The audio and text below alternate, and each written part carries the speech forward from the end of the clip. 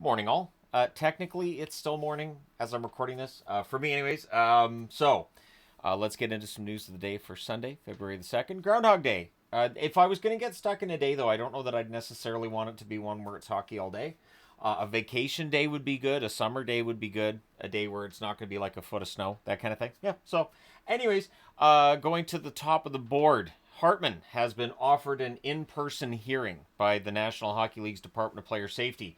What this means is it's going to be a lengthy suspension. So that opens it up so it can be 6 or more games. If it's a phone call, it's 5 or less. This is going to be a lengthy, and it has to be. It has to be. I've seen maybe a couple people trying to defend it, which is it's a choice, but yeah, that was just what a boneheaded move by Hartman. So he's going to be out for a while.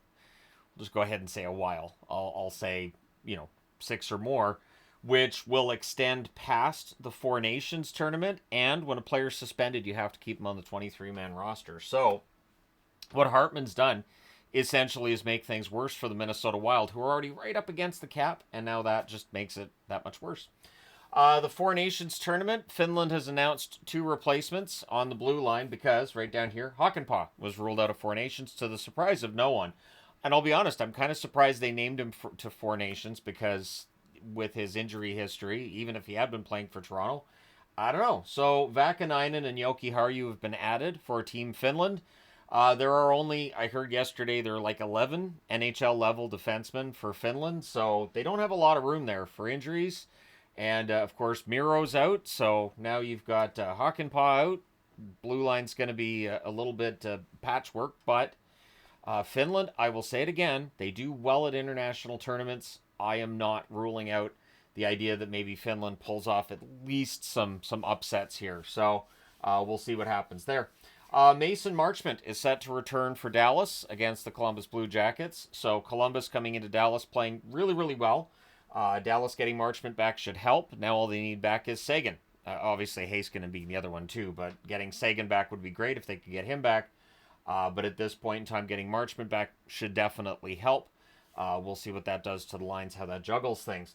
Mancini's been recalled by the Vancouver Canucks. It doesn't sound like he's going to the lineup for them tonight against Detroit. But the other players they acquired, Hedel as well as Pedersen, will be going into the lineup.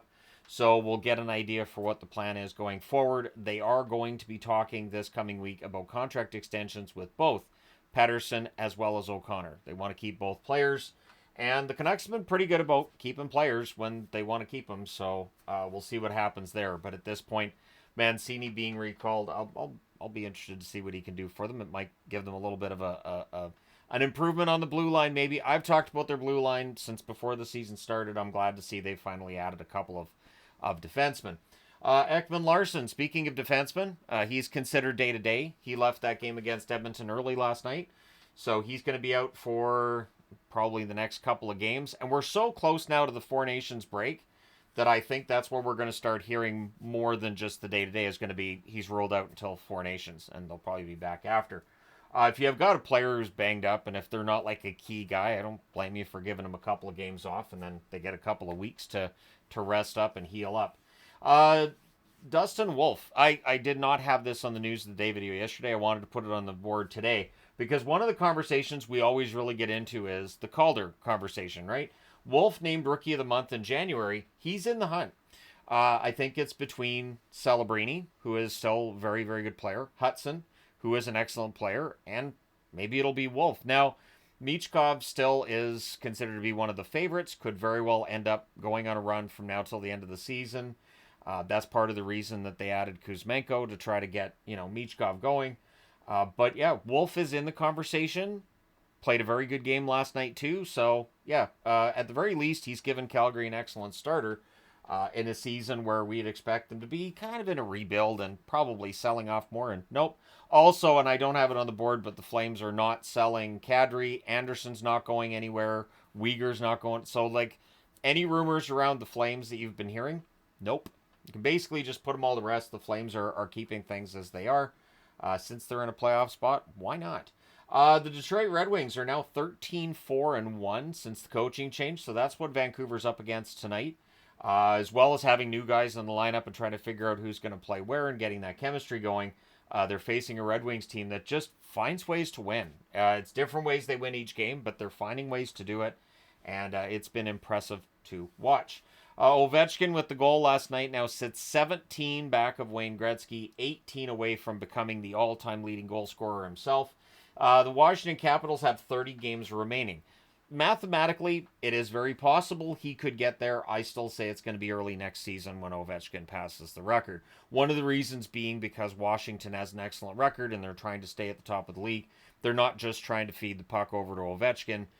The concern is with, winning games. And I don't think Ovechkin necessarily cares about catching the record this year. I think it's about winning, getting to the playoffs, and, maybe winning that second Stanley Cup, because that's where you get into the conversation then with Ovechkin versus Crosby, video I've done more than once, I believe.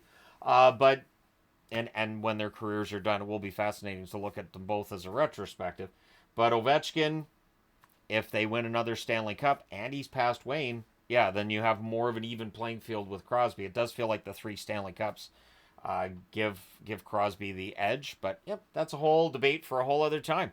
Let me know your thoughts in the comments section below. As always, don't forget to hit like and subscribe in the event you may not have done so already.